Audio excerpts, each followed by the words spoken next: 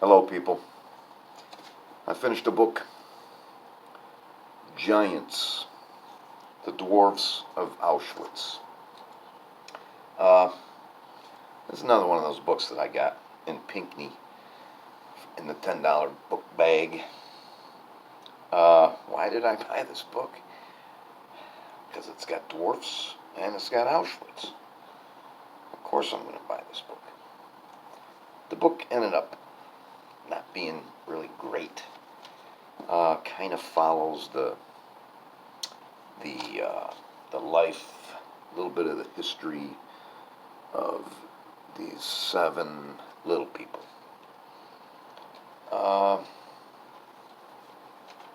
They were entertainers, and they had a fairly good life. But I mean, once they get past like 35 years old, somebody's got to carry them around and shit. It couldn't be a great life. They were a very close-knit family. There was a couple of, I think 2 sisters that they had that were normal height. They stayed with them. There was a helper who had helped their father with his business. He stayed with them. So there was a lot of people that were very loyal to them. But they spend like a year and a half in Auschwitz, and things kind of go downhill there. Dr. Mengele is there. Dr. Mengele is very interested in human abnormalities. He's very interested in twins. So they kind of get special treatment there.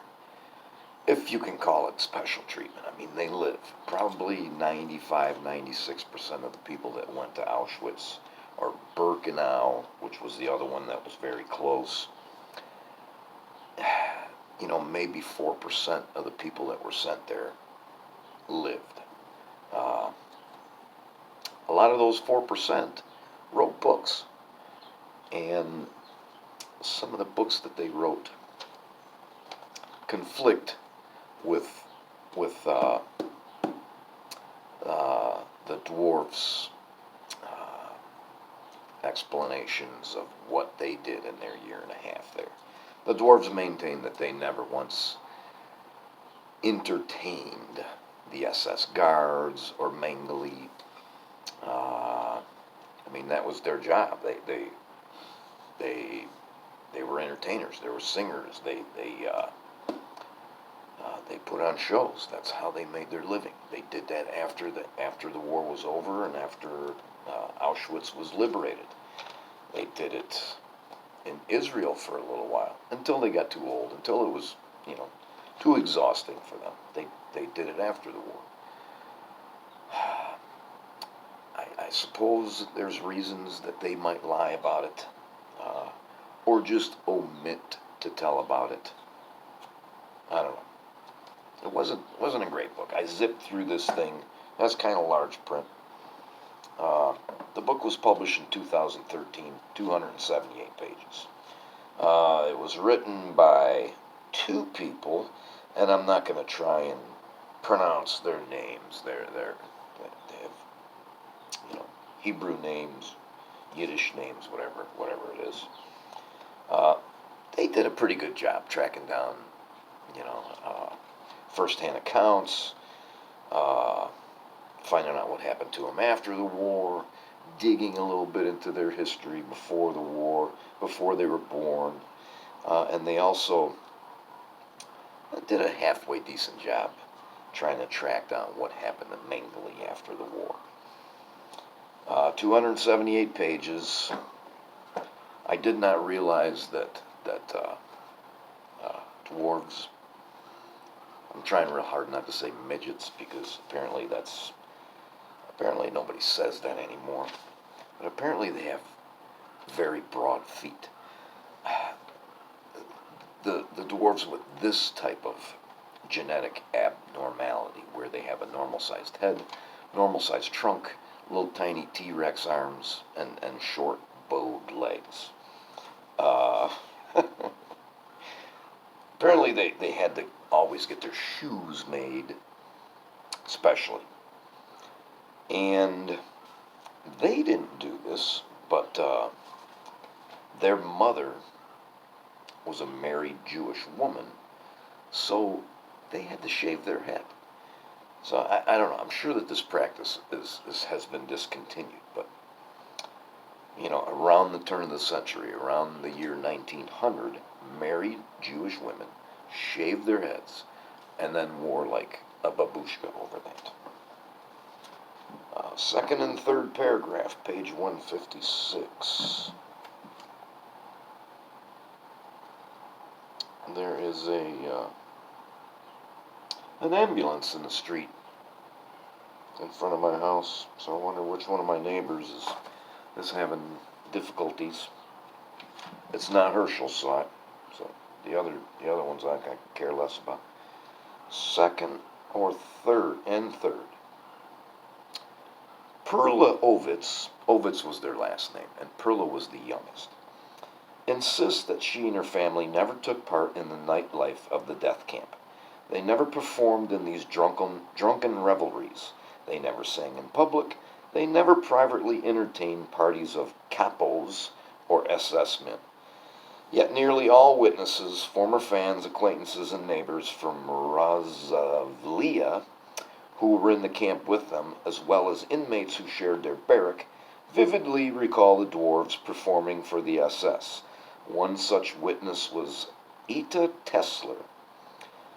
I knew the Ovitzes from Maramura, as I was from Vesu, a nearby village. In Auschwitz, I was part of the Scheiss Commando. We had to collect the daily excrement of 32,000 women from the latrines, sift it into barrels, and carry it outside the camp. All day long we were crisscrossing the camp, filthy and smelling, pushing the heavy cart with overloaded shit barrels.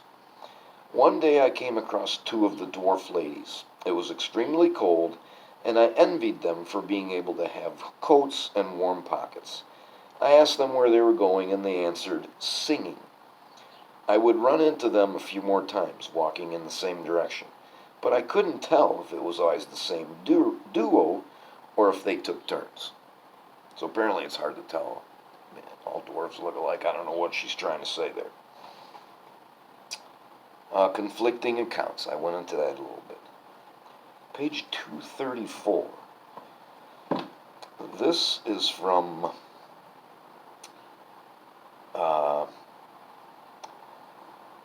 this guy was like a baby when they went into Auschwitz. His name was Shimsho, and he ends up being normal height. 234.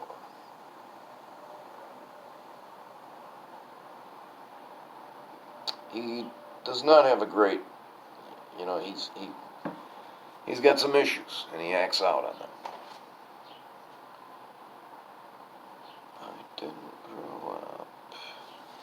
I didn't grow up in a normal house, says Shimshon Ovitz. The place was actually a hellish mixture of hospital, geriatric home, and institution for invalids. The tall sisters, I got mosquitoes out here. The tall sisters, Sarah and my mother Leah, sacrificed themselves for the sake of the dwarfs. They were so physically helpless that if you forgot to pour them a glass of water, they would dehydrate. Sarah's husband left her because he couldn't cope with it, and she gave up on having family of her own. My parents had no married life whatsoever. When I needed something, Mother would say, "Do it yourself. You have hands and feet, they don't." So from the age of 10, I washed my own clothes, made my own meals. I was never cross with her because I understood her obligations. In any case, Mother couldn't raise me to her liking because all her childless sisters meddled and treated me as their own. I had 7 mothers, was flooded with attention, but lacked a single intimate moment with my own mom. Page 236, and there's a reason why second paragraph. This is after they're out of Auschwitz. There were other changes in the Ovitz family. Frida and Sarah divorced their husbands. Dora, Avram's wife, died. He remarried, divorced, married for the third time to another Holocaust survivor, and was widowed some years later. The clan celebrated the birth of Shimshon and Miriam's first child, a daughter, Aurelia, named after dead Uncle Ari. To their great relief, her growth was normal. With every pregnancy, Miriam and I were terrified, explained Shimshon Ovitz. In 2 or 3 cases, when the doctor said, "There's an extra test I want you to have," we quickly arranged an abortion, not wanting to take even the smallest chance. Now, abortion has become kind of an issue in this country, and in my Google News one day, I read that Jewish people consider a baby to be part of the body of the mother until birth. So there's several Jewish organizations that are suing and saying, "Hey, you make abortion illegal, you are stepping on my religious rights." I think it's kind of logical the way they look at it. Page 250, and this is it. I'm almost done here. That's good, because fucking mosquitoes are biting me. The doubts about Mengele's remains persisted until 1992, when Rolf and his mother Irene provided blood samples and a DNA comparison was made with one of Mengele's bones. The bone sample matched. Mengele's dossier was closed. I read a book about Mengele when I was pretty young. I was in my early 20s at least. And I remember the story of him supposedly drowning. And here they say that he had a stroke while he was swimming, and that's why he drowned.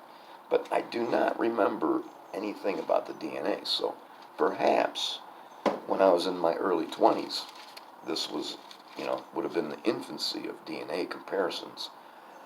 I'm sure they weren't able to get DNA out of a bone then. So the DNA thing is probably new. The book that I read about Mengele, I think it was called The Angel of Death or something like that. You were left feeling that, hey, maybe this motherfucker's still alive. But no, he did drown. So he really didn't pay for his crimes. Thanks for watching.